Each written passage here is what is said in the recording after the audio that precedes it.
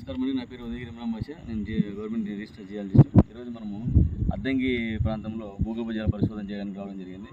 అయితే ఇక్కడ ఉన్నటువంటి రైతు పొలం ఏదైతే ఉందో మొత్తం ఈ రైతు దాదాపు 9 నుంచి 10 బోర్లు వేయడం జరిగింది రైతు ఇక్కడ. సో ఇక్కడ మనకు ఇక్కడ ఉన్నటువంటి కండిషన్, జియలాజికల్ కండిషన్, తర్వాత ఇక్కడ ఉన్నటువంటి గ్రౌండ్ వాటర్ కండిషన్ చూసినట్లయితే పాపం ఇక్కడ ఉన్న రైతులు మినిమం 200 మాత్రమే మనకు డెప్త్ చేయడం జరుగుతుంది. సో 200 లోపలే ఇక్కడ మనకు వాటర్ రావడం జరుగుతుంది. 200 పైన రైతులు ఎవరు ఇక్కడ బోర్లు వేయడం లేదు. ఇక్కడ ఉన్నటువంటి ఏదైతే వెల్ ఇన్ఫర్మేషన్ డేటా కలెక్ట్ చేసుకున్నప్పుడు మనకి 200 కన్నా ఎక్కువ కిందికి పోవట్లేదు రైతులు. అయితే ఇక్కడ మనం 200 లోపల మనకి ఏమవుతుందంటే చుట్టూ ఈ హిల్స్ ఏరియా ఉండడం వల్ల మొత్తం స్టార్టింగ్ ఒక 100 ఫీట్స్ మాత్రం సాఫ్ట్ ఫార్మేషన్ వస్తుంది. 100 నుంచి కిందికి డెప్త్కి వెళ్ళే కొద్ది ఏమవుతుందంటే మొత్తం అంతా హార్డ్ అవుతుంది. సో హార్డ్ రాక్ ఫార్మేషన్ రావడం వల్ల ఏమవుతుందంటే రైతులు అక్కడ స్టాప్ చేసేస్తున్నారు.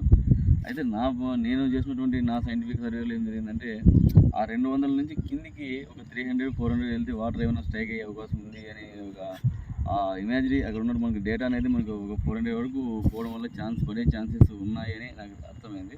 సో అందుకే మొత్తం 8 ఎకరాల ఈ ల్యాండ్ మొత్తం 10 నుంచి నేను సర్వే చేస్తున్నాను.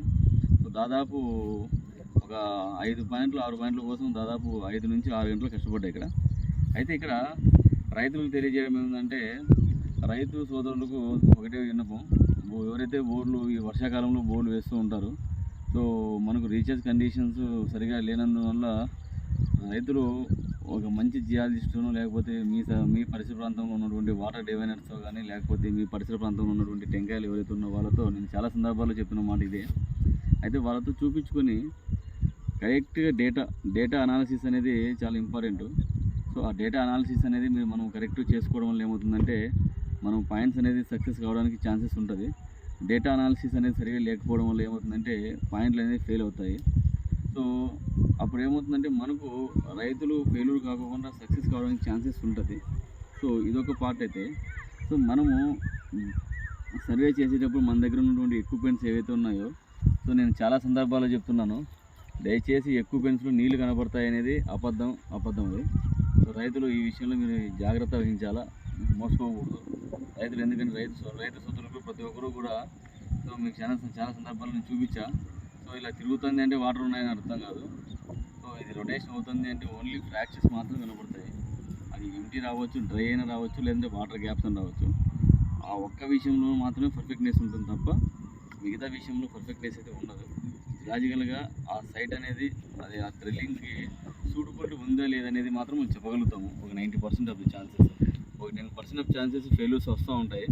నేను నా ఫెయిల్యూర్స్ని ఎప్పటికప్పుడు నేను ఒప్పుకుంటూ ఉంటాను. ఎందుకంటే ఫెయిల్యూర్స్ వస్తున్నాయంటే because due to the only dry gaps. అంటే గ్యాప్స్ రాకపోతే అది డెఫినెట్లీ మనం ఫెయిల్ అయినట్టే ఆ ల్యాండ్లో. ఇక్కడ ఇంకో విషయం ఏంటంటే రైతు సోదరులు తెలియజేయడంటే మనం ఇప్పుడు నేను వెళ్తున్నటువంటి కండిషన్ ప్రతి ఒక్కటి కూడా చాలా క్లిష్ట పరిస్థితులు ఉంటుంది, టఫ్ ఏరియాస్. అంటే ఆల్రెడీ రైతు అనే వ్యక్తి చాలా రకాలుగా నష్టపోయి ఆర్థికంగా కుదేలైన తర్వాత నన్ను అప్రోచ్ అవుతారు. నా ఎఫర్ట్స్, నాకున్నటువంటి సబ్జెక్ట్ నాలెడ్జ్, నాకున్నటువంటి డివైజెస్, నా దగ్గర ఉన్నటువంటి ఎఫర్ట్స్ ఉన్నాయో ఆ ఎఫర్ట్స్ అన్నీ కొంతమేర నేను మొత్తం అంతా అప్లై చేస్తాను. కొన్ని సందర్భాల్లో మంచి సక్సెస్ రిజల్ట్ వస్తుంది, అప్పుడు సంతోషంగా ఉంటాం. కొన్ని సందర్భాల్లో ఫెయిల్ అయిన అక్కడ అరపదరప అక్కడ ఒకటి కొన్ని ఫెయిల్ అవుతూ ఉంటాయి. ఆ ఫెయిల్ అయినప్పుడు మాకే బాధ ఉంటుంది మానసికంగా. ఎందుకంటే ఆ రైతుకి మనం వాటర్ చూపించలేనప్పుడు మనము కొద్దిగా బాధ అవుతుంది. ఎందుకంటే రైతుకి మనం మీద నమ్మకం ఆ రైతు దగ్గర కోల్పోతాము, మిగతా రైతుల దగ్గర మనము నమ్మకాన్ని అట్లా నిలబెట్టుకోగలుగుతాము. అక్కడక్కడ కొన్ని అరపదరప సందర్భాలు జరుగుతూ ఉంటాయి. అయితే మనం చేసే సర్వే అందరి రైతులకు ఒకే విధంగా ఉంటుంది. సర్వేలో ఎక్కడ ఎటువంటి మార్పులు ఉండవు. సో ఎందుకు చెప్తున్నానంటే ఫెయిల్యూర్స్ అనేది వస్తున్నాయని చెప్పి ఆ జియాలజిస్ట్ ఫేక్ జియాలజిస్ట్ అయితే కాదు. అక్కడ ఉన్నటువంటి కండిషన్, అక్కడ ఉన్నటువంటి సిచ్యువేషన్స్ ఆ రైతుకి ఫేవరబుల్గా ఉంటాయి కాబట్టి మంచి వాటర్ వస్తాయి. కొన్ని భూముల్లో అక్కడ ఫేవరబుల్ కండిషన్ లేనప్పుడు ఏమవుతాయంటే మనకి వాటర్ రాకుండా ఉంటాయి, ఓన్లీ ఎంటీ గ్యాప్స్ పడతాయి. డ్రై గ్యాప్స్ వచ్చినా కూడా మనకు వాటర్ రావడం వల్ల ఏమవుతుందంటే రీఛార్జబుల్ కండిషన్ ఉండి మనకు వాటర్ వచ్చే అవకాశం ఎక్కువ ఉంటుంది.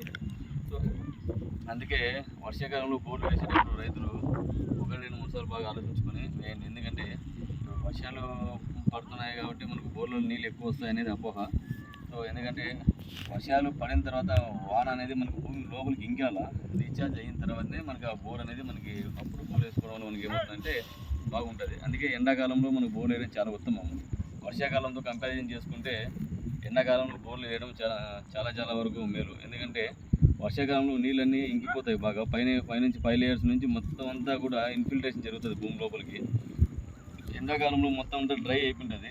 ఓన్లీ వాటర్ లేయర్స్ మాత్రమే మనకు అప్పుడు క్యాచ్ అవుతాయి. ఆ వాటర్ లేయర్స్ ఉండడం వల్ల ఏమవుతుందంటే రైతులకి కరెక్ట్ పర్ఫెక్ట్నెస్ వాటర్ ఉంటుంది. సో తద్వారా మీ ఏదైతే హార్టికల్చర్ కావచ్చు, అగ్రికల్చర్ కావచ్చు, రెండింటికి కూడా మనము ఆ వాటర్ సఫిషియెంట్గా వాడుకోవడానికి ఛాన్సెస్ ఉంటుంది. సో ఇవి మనం అక్కడ ఉండే కండిషన్స్. సో మనం ఇప్పుడు ఏదైతే మన కాన్సెప్ట్ ఏదైతే వస్తే, సో ఇక్కడైతే సర్వే చేసాము. So tough area.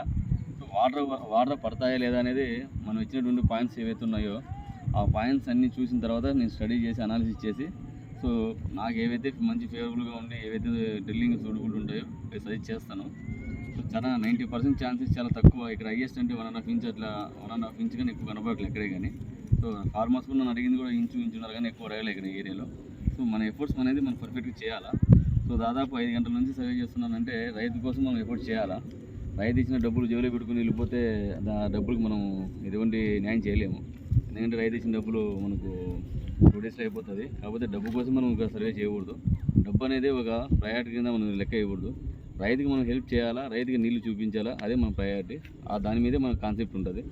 రైతుకి వాటర్ చూపించినప్పుడే ఆ సంతోషం హ్యాపీగా ఉంటుంది, ఫుల్ హ్యాపీగా ఉంటుంది. అందుకోసం కష్టపడుతున్నాము. సో ఇది ఇక్కడున్న కండిషను. నమస్కారం. చాలా